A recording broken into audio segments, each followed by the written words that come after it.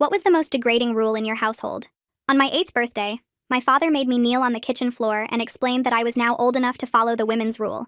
Never look at another human face again. Dad came from a community that believed women's eyes held dangerous power. They said eye contact from females could corrupt men's judgment, seduce them into sin, or manipulate them into weakness. Girls could look freely until age 8, then had to keep their gaze down forever. My mother had followed this rule since she was 8 too. I'd watched her my whole childhood navigating blind, recognizing people by their shoes, bumping into furniture daily. She'd never seen my face. The morning of my birthday, Dad put a weighted collar on my neck to train me. My brother James, 2 years older, got to supervise my training. Dad gave him a leather strap and told him to hit my legs if my eyes wandered above knee height. Your sister needs to learn what your mother already knows, Dad said. That female eyes are weapons that must be kept sheathed. James loved his new power immediately. Our house became 2 different worlds. The upper world belonged to Dad and James, full of faces and expressions and normal life. The lower world where Mom and I existed held only floors, shoes, and the constant fear of accidentally looking up. We developed our own language of toe positions and floor taps to communicate. Mom taught me to identify people by their walk patterns and shoe sounds. She showed me how to set the table by touch, how to read by tracing one line at a time, how to exist as half a person. Dad's father had enforced the same rule, and his father before that.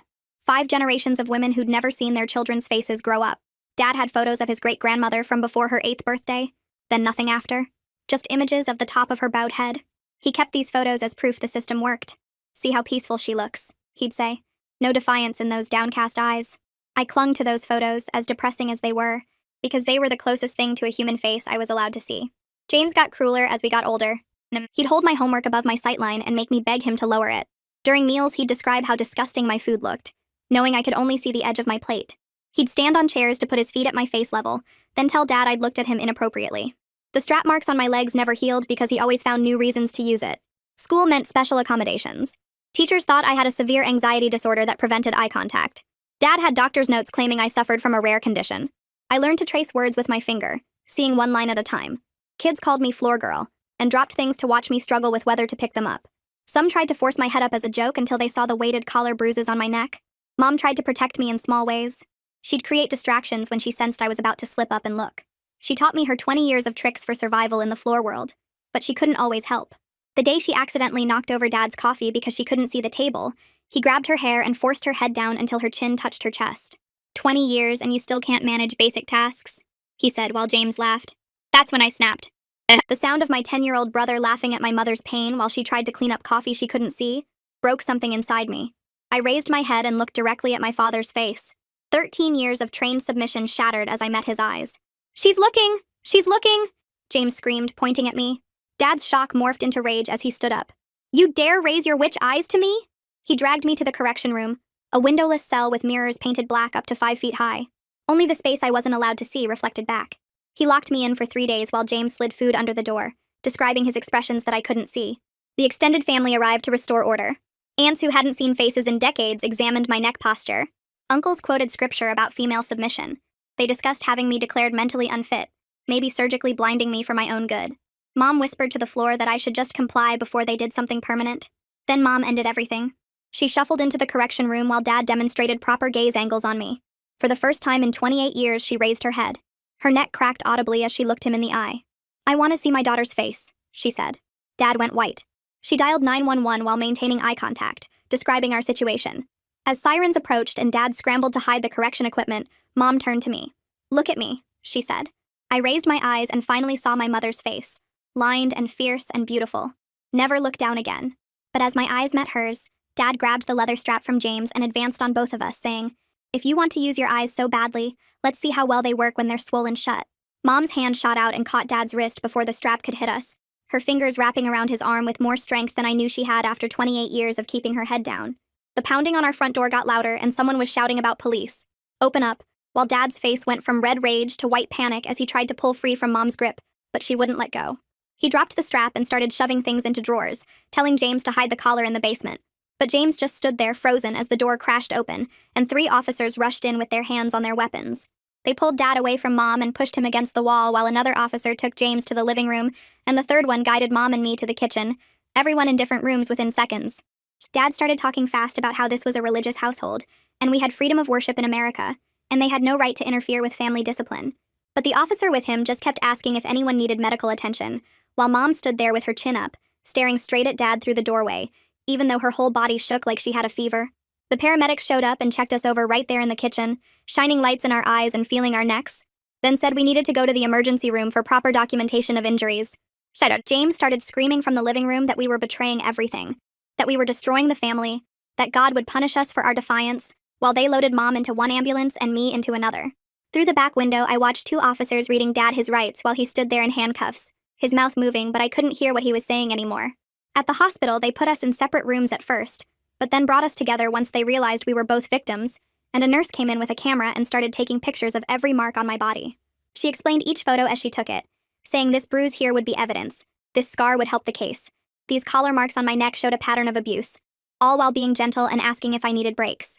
She documented the strap welts on my legs that never healed right because James kept finding reasons to hit me there, and the pressure sores from the weighted collar and the bruises on my arms from when Dad would grab me to force my head down. Mom had her own set of injuries documented, old scars I'd never seen before because I'd never been allowed to look at her, marks on her scalp from years of having her hair pulled to keep her head down. A woman named Aisha Burden showed up while we were still in our hospital gowns and introduced herself as our caseworker from CPS, explaining that we couldn't go back home tonight because it wasn't safe. She said she'd already arranged emergency placement at a women's shelter and would help us figure out next steps. But honestly, I could barely understand what she was saying because my brain felt like it was full of static. The shelter was only 20 minutes from the hospital, but it felt like entering a different planet when we walked through those doors with our heads up for the first time. Every face I saw hit me like a slap because I'd spent 5 years only seeing shoes and floors, and now there were eyes and noses and mouths everywhere I turned. Women sitting in the common room looked up when we entered. Kids ran past at eye level. Staff members made eye contact to welcome us, and it was too much all at once. I had to sit down on a bench in the hallway because I felt dizzy from all the faces, like my brain couldn't process that much visual information after years of forced blindness. Mom sat next to me, and we practiced looking at each other. Quick glances at first, then longer looks, both of us tearing up because it was the first time she'd really seen my face since I was 8 years old. The next day, Detective Micah Burden came to interview us at the shelter, and I told him everything about the correction room while he wrote it all down in a notebook. He asked about the mirrors painted black up to 5 feet high, the weighted collar Dad used for training, how the strap worked as punishment when our eyes went above knee height, and I described it all in detail. He had me draw a diagram of the correction room, showing where the black paint ended and where Dad would stand to demonstrate proper gaze angles, and Mom added her own details about the 20 years she'd spent following the same rules. The detective came back later that week with a search warrant and called to tell us they'd seized the collar and strap as evidence and taken hundreds of photos of the correction room. He said they'd also found Dad's computer with bookmarks to online forums where men discussed these practices, sharing tips on training women to keep their eyes down, which would strengthen the case significantly. While we were at the police station for another round of statements, Dad's family showed up in the parking lot, at least 15 of them, including aunts who hadn't looked up in decades, and uncles quoting scripture at anyone who'd listen. They surrounded us when we tried to leave, saying we were destroying generations of tradition, that we were possessed by feminist demons, that we needed to come home and beg forgiveness before it was too late. The officers had to escort them off the property when Uncle Leaf grabbed Mom's arm and tried to force her head down, and they warned them about interfering with an active investigation. That afternoon, we met Bartholomeus Kramer, the domestic violence advocate assigned to our case, who sat with us in a small office and explained how protective orders worked. He said we could file for an emergency order immediately that would legally require Dad and any family members who threatened us to stay away, and that violating it would mean automatic arrest. The next morning, Bartholomeus drove us to the courthouse in his old Honda, and we walked through metal detectors while security guards checked our bags. The protective order office was on the 3rd floor, and the elevator was broken, so we climbed stairs that smelled like cleaning fluid and old paper. Inside the office, a clerk handed us a thick packet of forms, and Bartholomeus sat between us at a scratched wooden table explaining each page. The petition asked for details about the abuse, and I had to write about the correction room and the weighted collar and the strap, while my hand shook. So bad I could barely hold the pen. Mom filled out her section about 28 years of forced submission, and we both had to list every incident we could remember with dates and descriptions. Bartholomeus showed us where to check boxes for no contact and surrender of weapons and stay-away provisions for home and school and work. The forms took 3 hours to complete because we kept having to stop when Mom or I started crying, and Bartholomeus would get us water from the fountain down the hall. When we finally turned everything in, the clerk said a judge would review it within 24 hours, and we'd get a call about the hearing date. That night back at the shelter, Mom and I sat on my narrow bed trying to look at each other's faces. We both kept glancing away after a second or two, because it felt so wrong after all those years of training. Mom would lift her eyes to mine and immediately drop them again, and I did the same thing over and over. We practiced for an hour and managed to hold eye contact for maybe 5 seconds at a time before one of us would look away, and we'd both start laughing at how hard it was. The other women in the shelter understood, and one lady who'd been there 2 months said it took her weeks to stop flinching when people looked at her.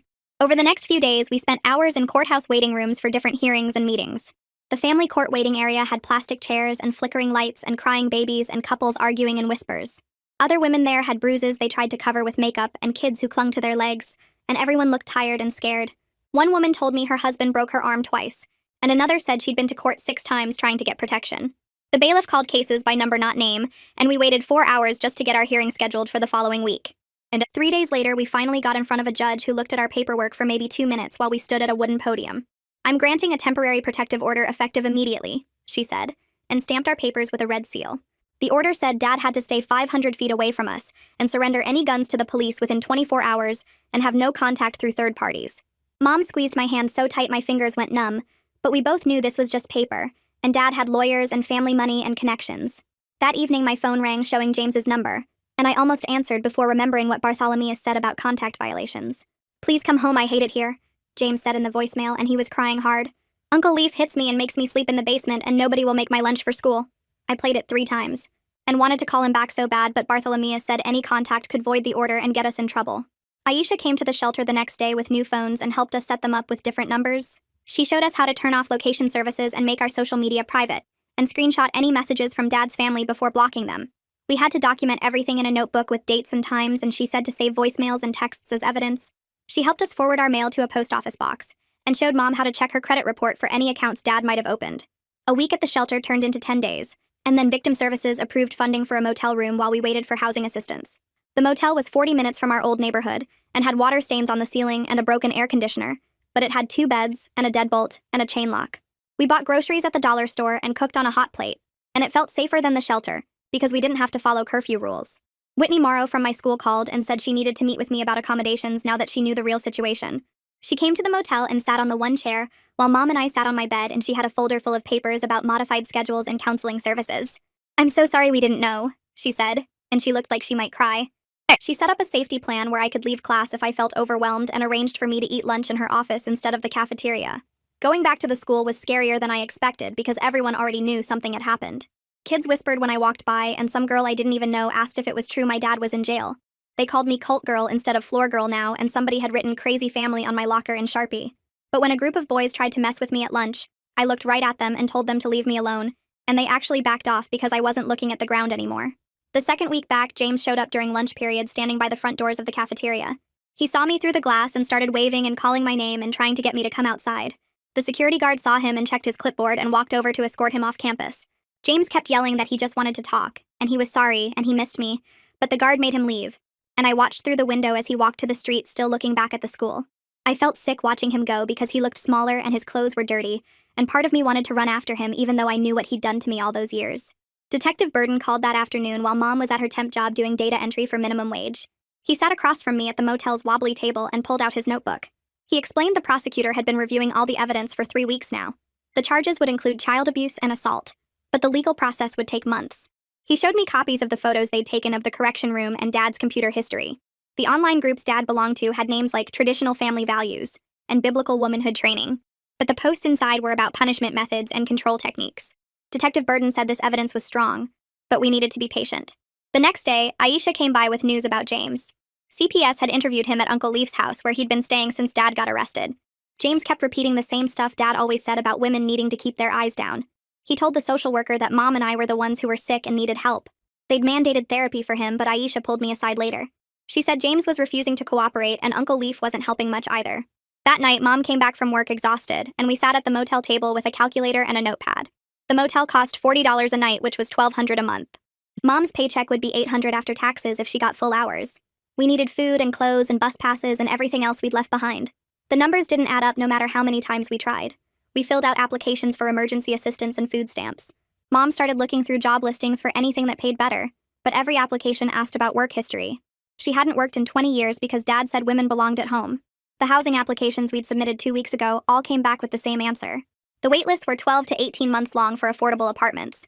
The social worker at the shelter explained that housing was hard to find, but they'd put us on priority lists as domestic violence survivors. She gave us more forms to fill out and said to check back every week. Meanwhile, we kept paying for the motel day by day and watching our small savings disappear. The shelter called to say they had openings in their counseling program.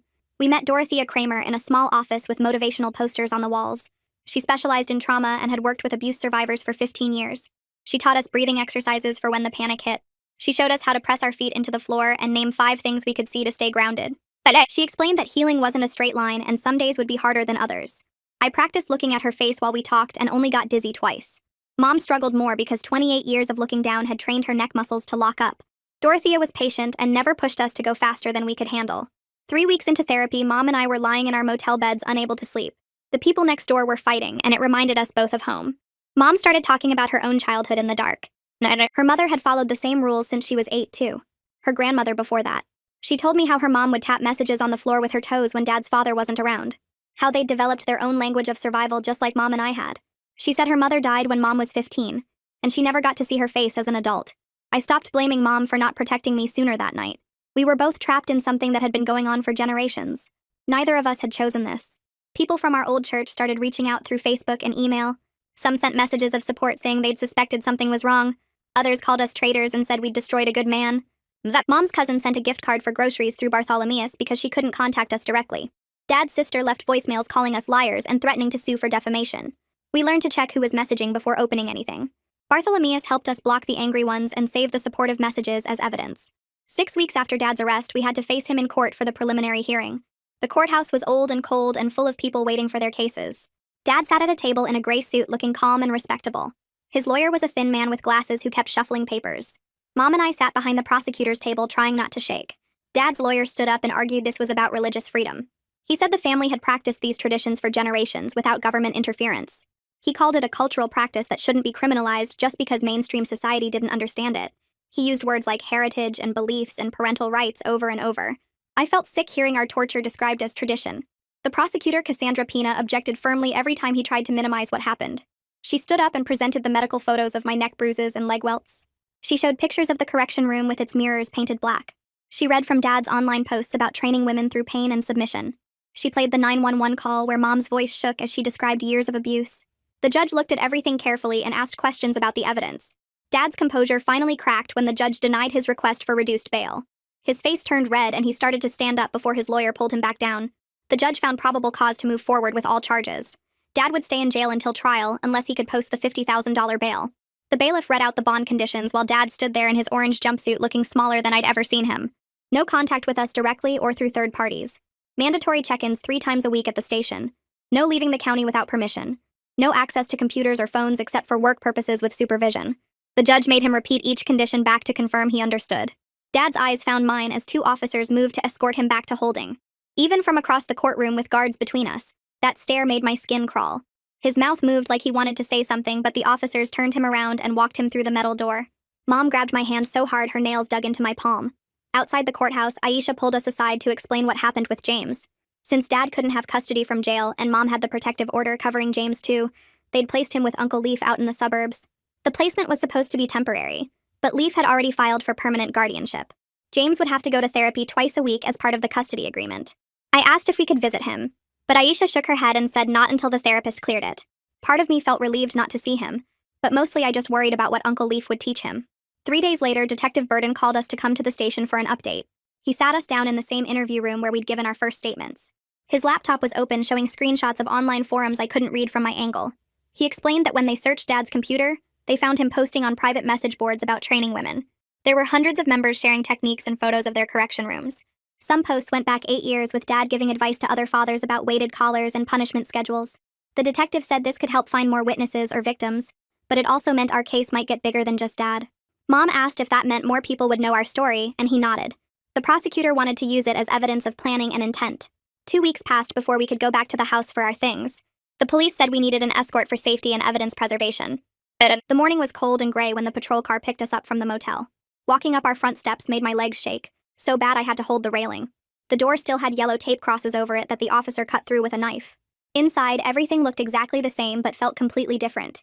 The kitchen table where I'd eaten thousands of meals looking at my plate. The living room carpet with the worn track where Mom walked to avoid furniture. The correction room door standing open showing those black painted mirrors. The officer followed us with evidence bags while we packed clothes and grabbed documents from filing cabinets. Mom went straight for her jewelry box with shaking hands and pulled out her mother's ring she hadn't been allowed to wear. In Dad's study, we weren't supposed to touch anything without the officer checking it first. But when he opened the bottom desk drawer, there were 3 leather photo albums I'd never seen. The officer flipped through them with gloved hands while Mom and I looked over his shoulder. Page after page of women with their heads down. My great-grandmother before and after her 8th birthday. My grandmother's wedding photo showing just the top of her head while her husband smiled at the camera. Mom's baby pictures where she could still look up, then nothing but downcast eyes after 8. The officer asked if we wanted copies for evidence, and I said yes before Mom could speak. She pulled me into the hallway while the officer bagged the albums. She said some of those women might not have had a choice, and sharing the photos could hurt them or their daughters. I argued that everyone who participated should face consequences for what they did to us. We stood there in the hallway of our old house arguing in whispers about protecting people who never protected us. Mom kept saying we didn't know their stories, and I kept saying they knew ours and did nothing. Finally, Bartholomew suggested a compromise when we called him from the car. We would only share photos that showed our direct family line, not the cousins or aunts who might be victims too. He said this was common in cases like ours, trying to get justice without creating more victims. The prosecutor agreed to this limitation, though she said it might weaken some arguments. Back at the school the next Monday, Whitney had set up a special meeting about my accommodations. My teachers had noticed me getting dizzy during class when I tried to look at the board too long. We worked out a system where I could take breaks to look down when my eyes got tired. She gave me exercises to practice at home, slowly training my brain to process faces after years of not seeing them. One exercise involved looking at photos of people for increasing amounts of time. Another had me practice holding eye contact with Mom for 10 seconds, then 20, then 30. It felt like learning to walk again, but for my eyes. The temp agency called Mom that Thursday saying she'd gotten a data entry position starting Monday. The pay was minimum wage and the hours were rough, 6 in the morning until 2 in the afternoon. But when she got her first paycheck 2 weeks later, she cried holding that piece of paper. $312 after taxes for 40 hours of work.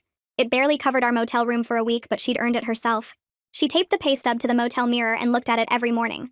That same Friday, my phone buzzed with a text from a number I didn't recognize. It was James saying Uncle Leaf took his phone, but he got this burner from a kid at the school. He wrote that he hated us for destroying our family and ruining his life. Then in the next message, he said he missed us and wanted to come home. Then another saying we were liars who deserved to burn. Then one more asking if I was okay. I showed Mom and she called Bartholomew right away. He said to screenshot everything and not respond no matter how much we wanted to. We sent the screenshots to the prosecutor and detective for documentation. That night, I typed out 20 different responses to James but deleted them all without sending. The next morning, Mom's phone rang while we were eating cereal at the motel's tiny table. She checked the caller ID and her face went pale as she saw it was Bartholomew's calling. She answered on speaker and he told us Uncle Leaf had just filed papers with the court claiming Mom was unfit to care for me. The papers said Mom couldn't provide stable housing or protect me from harm since we were living in a motel. Bartholomew said he'd already started gathering documentation about Mom's job and our safety plans to fight back. Aisha called 10 minutes later saying she was on her way to help us prepare a response showing Mom was doing everything right. We spent the next 3 hours going through paperwork while Aisha took notes about Mom's work schedule and therapy attendance. She photographed our clean motel room and the food in our mini fridge to show we had basic necessities covered. Mom's hands shook as she signed forms stating she wanted to keep custody of me. That afternoon, our phones started buzzing with calls from numbers we didn't recognize. Dad's sister left a voicemail saying we were destroying the family and would regret our choices. His brother sent texts calling us liars who would burn in hell for our defiance. Another aunt left a crying message begging us to come home before it was too late. Detective Burden had us forward everything to him, and he logged each message as evidence of witness tampering. He said Dad was clearly organizing this harassment campaign from jail, which violated his bond conditions. We changed our phone settings to send unknown numbers straight to voicemail, but the messages kept coming. 2 days later, we went grocery shopping at the store near our motel like we did every week. I was comparing cereal prices when I saw a man in the next aisle who had Dad's same build and hair color. My chest got tight and I couldn't breathe as the fluorescent light started spinning above me. Mom found me crouched between the shelves, gasping for air with tears running down my face. She sat on the dirty floor next to me and reminded me to count 5 things I could see, 4 things I could touch, 3 things I could hear, 2 things I could smell, 1 thing I could taste. The technique Dorothea taught us slowly brought me back to the present moment instead of the panic. The man walked past us and I saw his face looked nothing like Dad's at all. We finished shopping together with Mom keeping her hand on my shoulder the whole time. The next week, Aisha knocked on our motel door for her scheduled welfare check visit. She brought good news that our housing voucher application had been moved to the priority list. She said cases like ours with documented violence got special consideration for placement. The wait could still be months, but at least we were higher on the list now. She helped us fill out more forms and took photos of new bruises on Mom's arms from work. Mom had started at a warehouse loading boxes and came home exhausted every day. Aisha said the job showed stability, even though the work was hard on Mom's body. 3 weeks later, we sat in the courthouse waiting room before the full protective order hearing. Mom practiced her testimony with Bartholomew while I tried not to throw up from nerves. When they called our case, Mom walked to the witness stand with her head high. She looked the judge in the eyes and described 28 years of being forced to look at floors. Her voice stayed steady as she explained the weighted collar and correction room without looking down once. She told them about the strap marks that never healed, and the family members who enforced the rules. I watched her speak with more confidence than I'd ever seen from her before. The judge asked detailed questions, and Mom answered each one while maintaining eye contact. Dad's lawyer tried to make it sound like religious freedom, but Mom shut that down fast. She said no religion should force women to live like animals unable to see their children's faces. When she stepped down from the stand, I wanted to stand up and cheer. The judge took a 30-minute recess to review the evidence before making her decision. She came back and granted a 1-year protective order with strict terms. Dad couldn't come within 500 feet of us or contact us in any way. The order also included his extended family members who had been harassing us. Bartholomeus explained this was just paper that wouldn't physically stop someone determined to hurt us, but it meant they could be arrested immediately if they violated the terms. We left court feeling safer even though we knew the danger wasn't really gone. A few days later, Aisha called with news that made my stomach drop. She'd heard from another caseworker that James might be getting hit at Uncle Leaf's house. But someone at his new school had reported bruises on his arms during gym class. Part of me thought he deserved it after years of hitting me with that strap. But mostly I just felt scared for my little brother trapped in that house. Even though he'd been cruel to me, he was still only 12 years old. He didn't choose to be raised in that sick system any more than I did. Mom and I talked for hours about what to do with this information. We decided to formally report our concerns to CPS the next morning. The intake worker took our statement about James and said they'd start a welfare check immediately. I told them about Uncle Leaf's beliefs and how he probably thought hitting was normal discipline. They said they took all reports seriously and would investigate within 48 hours.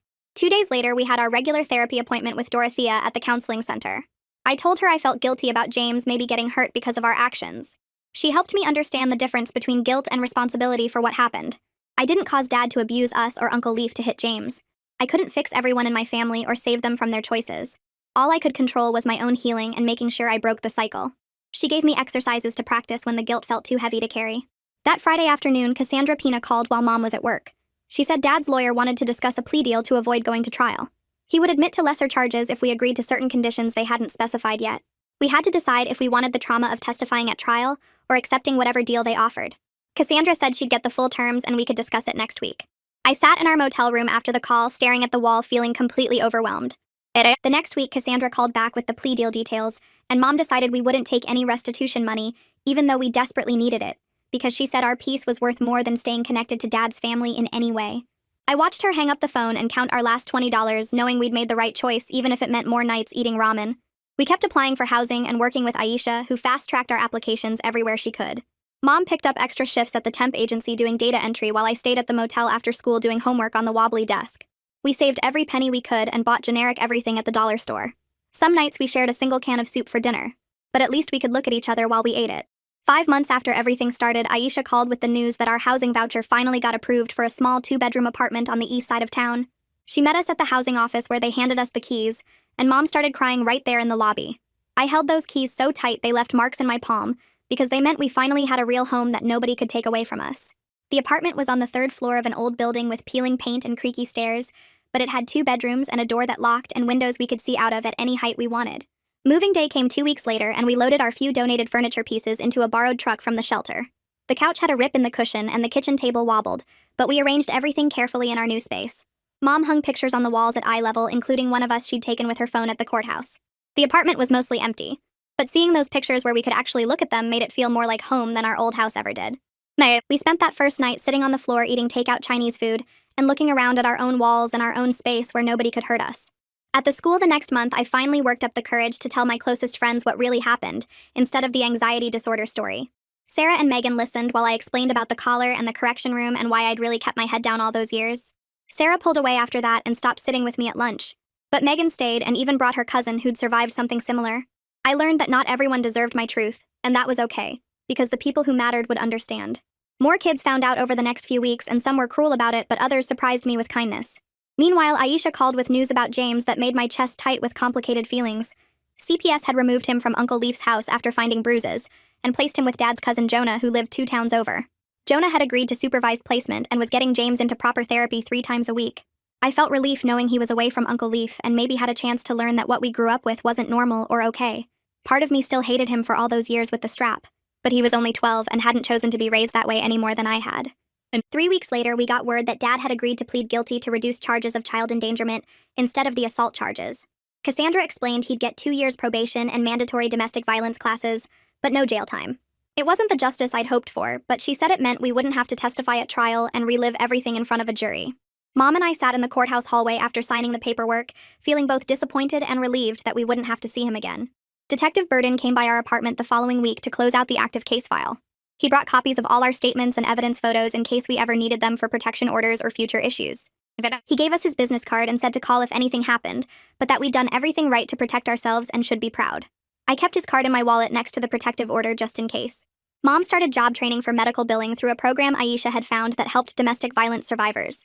The classes were 3 nights a week, which meant I had to take the bus home alone and make dinner for myself sometimes.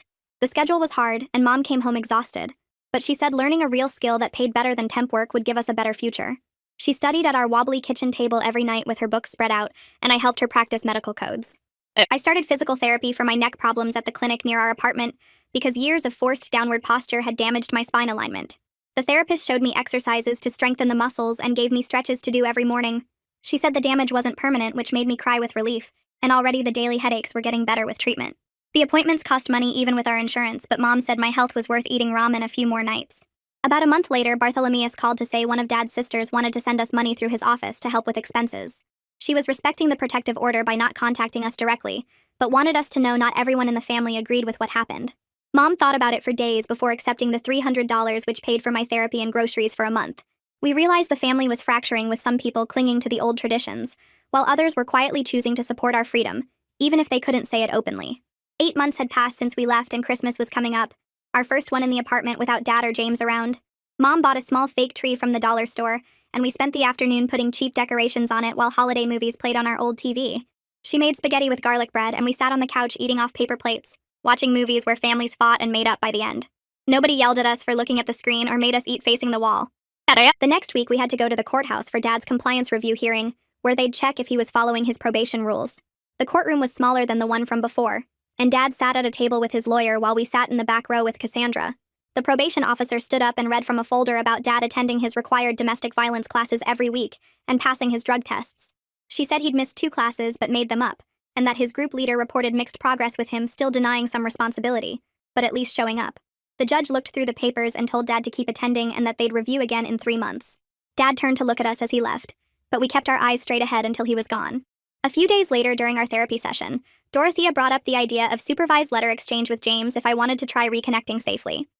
She explained how it would work with letters going through her office first, and James only able to write if his therapist approved it. I sat there thinking about my brother and how much I missed him, but also remembering how he'd loved hitting me with that strap. That night, I sat at our kitchen table and wrote him a letter telling him I loved him and hoped he was okay, but that I couldn't have him in my life while he still thought women were less than human. I folded it up and put it in my drawer with the others I'd written but never sent. Mom had gotten a new phone from the assistance program, and Whitney showed her how to use the camera feature during one of our check-ins. She started taking pictures of everything like it was magic, snapping photos of our breakfast and the view from our window and my face while I brushed my teeth. We'd go grocery shopping, and she'd stop to take selfies by the produce section or outside the store with both our faces in frame. She printed them at the pharmacy and hung them all over our apartment walls at eye level where we could actually see them. Her medical billing job had been going well for weeks until her supervisor, Mr. Richards, raised his voice during a meeting about missed deadlines. Mom froze in her chair and her hands started shaking so bad she dropped her pen. She used the breathing technique Dorothea taught us, counting to 4 on each inhale and exhale while pressing her feet flat on the floor. Mr. Richards noticed something was wrong and asked if she needed a break. She managed to nod and went to the bathroom, where she splashed cold water on her face and called me from the stall. I reminded her she was safe and that he wasn't Dad and couldn't hurt her. She went back to the meeting and got through it, and afterward Mr. Richards apologized and said he'd try to keep his voice down. The next day, they moved her desk away from his office and closer to the window, which helped her feel less trapped. One night, I was scrolling through Reddit and found a support group for people who'd escaped religious abuse. I read story after story that sounded like ours and decided to type out our whole experience from the beginning. My hands shook as I wrote about the weighted collar and the correction room and never being allowed to look up. Within an hour, dozens of comments started coming in from other women who'd lived through the same thing or similar rules. Some sent private messages asking for advice on how to escape, or saying my story gave them hope they could leave too. One girl said her family had the same rule about women's eyes, and she was planning her escape for her 18th birthday in 3 months. I stayed up until 3 a.m. answering messages and connecting people with resources Aisha had given us. 10 months after that first night in the shelter, our life had found its rhythm with therapy every Tuesday, Mom's work schedule, my school routine, and safety check-ins that felt normal now. We weren't completely better and probably never would be, but we could get through whole days without panic attacks, and that felt like a miracle. Our apartment was small, but it was ours, with photos on the walls and food in the fridge and no correction room waiting if we made mistakes. That Saturday morning, we walked to the corner store together to buy milk and bread. keeping our heads up and making eye contact with Mrs. Chang, who owned the shop. She waved and asked how school was going, and I answered while looking right at her face. A man passed us on the sidewalk and tipped his hat, and Mom smiled and said good morning while meeting his eyes. We walked home in the sunshine carrying our groceries, two women seeing and being seen, finally free to look at the world and have it look back at us. Well, folks, that's it from me today. Thanks for sticking with me and letting me throw my thoughts and questions out there along the way. I really appreciate it. Like the video? It helps more than you think.